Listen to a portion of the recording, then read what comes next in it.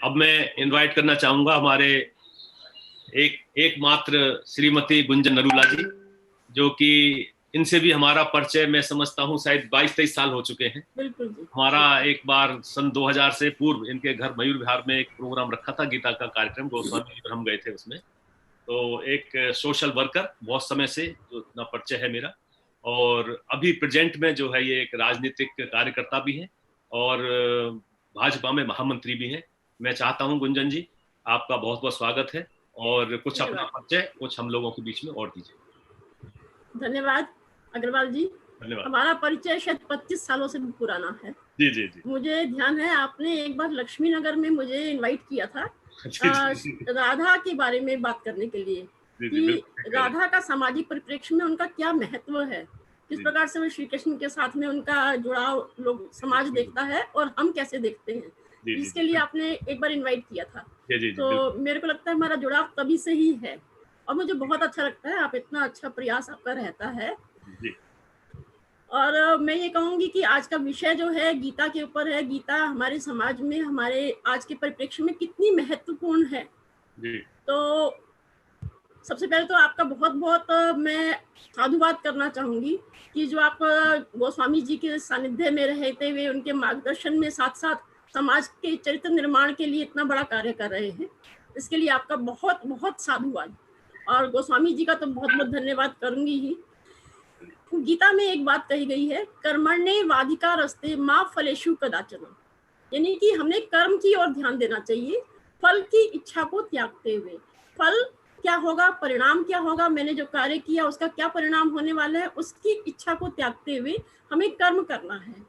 लेकिन इसके बारे में मैं अपनी ओर से एक बात जोड़ना चाहूंगी, यह कर्म कैसे करना है, जबकि गीता में तो बहुत विस्तार से बातें बताई गई हैं, परंतु जो मेरा मन सोचता है कि अपने विवेक से हमने निश्चित करना है कि हमारा कर्म कैसे हुआ, क्योंकि कर्म कैसा कर रहे हैं, कर्म का पंथ कैसा है, कर्म का पथ, कर्म का मार्ग कैसा है, उसके अनुसार ही हमारा निश्चित होता है कि उसका परिणाम क्या होने वाला है।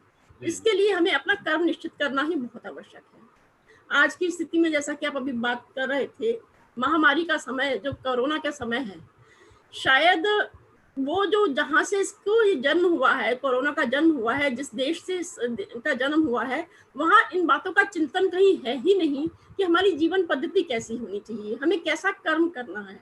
भारतीय परिप्रेक्ष्य में हम कहते हैं कर्म ऐसा हो जो दूसरे को किसी भी प्रकार की हानि ना हो, जिसमें किसी प्रकार से दूसरे का कोई दुख ना दे, हम किसी दूसरे को किसी तरह से भी कष्ट ना दें, ऐसा कार्य हमने करना है। यहाँ एक विचार मेरे मन में है कि जब हम इतने आपाधापी वाले जीवन जी रहे हैं, इतना हम लोग आपस में एक प्रतिद्वंदिता के साथ जीवन जी रहे हैं, जो आज का जो भी जीवन हमारा चल रहा है वर्तमान में, उसमें मुझे नहीं लगता जब आगे बढ़ने की होड़ होती है, जब स्पर्धा होती है, तो उस समय में हम बिना किसी को कष्ट दिए, बिना किसी को कुछ परेशान किए ऐसा हम आगे चलते चले, ऐसा मुझे संभव नहीं लगता है। परंतु फिर भी हमें थोड़ा सा ये प्रयास करना ही चाहिए कि जहाँ तक मैं जितना मेरे लिए मैं इसके लिए कैपेबल हूँ कि मैं दूसरे को किसी भी प्रकार से कोई कष्ट ना दूं, कोई भी कार्य, चाहे मैं अपने घर में, अपने पड़ोस में, अपने समाज में, अपने राष्ट्र के लिए कर रहा हूँ, उसके लिए किसी दूसरे को कष्ट ना हो, ये बात हमें ध्यान में रखनी है। शायद चीन जैसा देश, वहाँ ऐसी दृष्टि ही नहीं है, वहाँ ऐसा सोचते ही नहीं है। शायद यही एक कारण है कि ये महामारी से पूरा विश्व जूझ रहा है। यहाँ एक चीज ध्यान में करने वाली है कि हमारा जो इस समय का जीवन है, ये हमें बहुत कुछ पॉजिटिविटी भी दे रहा है। ऐसा मैं अपने विचार रखना चाह रही थी, तो मैंने अपने विचार रख रही हूँ। प्रश्न अभी कुछ मन में आएगा तो मैं बोलूंगी। जरूर जरूर। तो मुझे लगता है कि यह जो जीवन है हमें बहुत कुछ पॉजिटिविटी दे रहा है। हमें कम व्यय में, कम साधन में हमें कैसे जीवन जीना है, यह हमें सिखा रहा है। यह है जो जीवन है, जो हम लोग 1 महीने से लगभग 1.5 महीने से ऐसे हम लोग रह रहे हैं, अपने घरों के अंदर रह रहे हैं।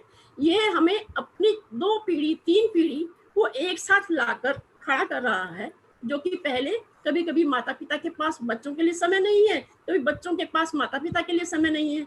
आज सबके पास समय ही समय है।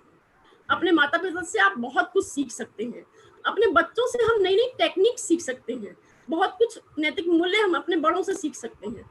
इस प्रकार से हम लोग को सीखने के लिए भी बहुत कुछ है।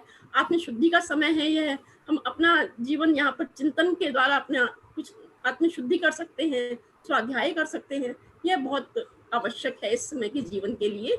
और दूसरी बात कि हम विश्व को क्या दे सकते हैं। इस कोरोना महामारी के दृष्टिकोण से यदि देखें तो हमारे पास आयुर्वेद की शिक्षा बहुत बड़ी है, हमारे पास योग है, ये सब एक माध्यम है जो कि हम इसके माध्यम से हम पूरे समाज को सिर्फ अपने ही देश में नहीं विदेशों में भी हम अपना डंका बजा सकते हैं। शायद यही एक बहुत बड़ा कारण है। मैं तो कहूंगी इस समय, क्योंकि मैं राजनीतिक परिप्रेक्ष्य से तो जुड़ी ही हूँ, तो इसलिए मैं मोदी जी की प्रशंसा मैं करूं वो तो एक जरूरी है ही, लेकिन इस समय पूरा देश, एक एक नागरिक, एक एक व्यक्ति इस समय मोदी जी की, श्री नरेंद्र भाई मोदी जी की प्रशंसा कर रहा है कि उनका यदि यहाँ पर कंट्रोल ना होता, उनका यदि यहाँ पर लीडरशिप उनकी ना होती तो शायद हमारा देश बहुत सारी मुश्किलों से इस समय जूझ रहा होता। तुरंत से निर्णय लेने की जो शक्ति उनकी सामर्थ्य रही है वो यदि नहीं हुई होती, हम लॉकडाउन इस तरह से ना किया होता तो शायद अमेरिका जैसा बड़ा देश जो इतना ज्यादा वहां पर कोरोना के केसेस देखे जा रहे हैं, लेकिन हम उससे भी ज्यादा शायद देखते अपनी पॉपुलेशन के कारण से।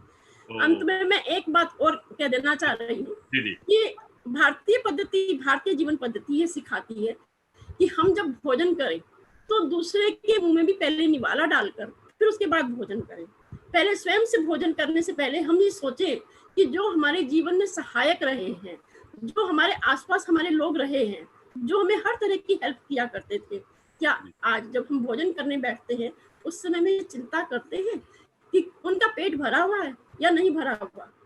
तो मैं अपने माध्यम से यही इस आपके जो ये आपने मंच दिया है माध्यम यही बात कहना चाहूंगी कि हमें यह भी ध्यान में रखना है कि दान की प्रवृत्ति हमारे यहाँ बहुत बड़ी है। हमने अपने समाज में कोई भूखा ना रहे, कोई अभावग्रस्त ना रहे, इसका ध्यान रखते हुए हमने कार्य करना है। यही मैं, गीता ने भी मुझे यही सिखाया और भारतीय परिप्रेक्ष्य ने भी यही सिखाया है। धन्यवाद। चलिए, बहुत अच्छा गुंजन जी, आपका बहुत बहुत आपका वेलकम, बहुत बहुत स्वागत।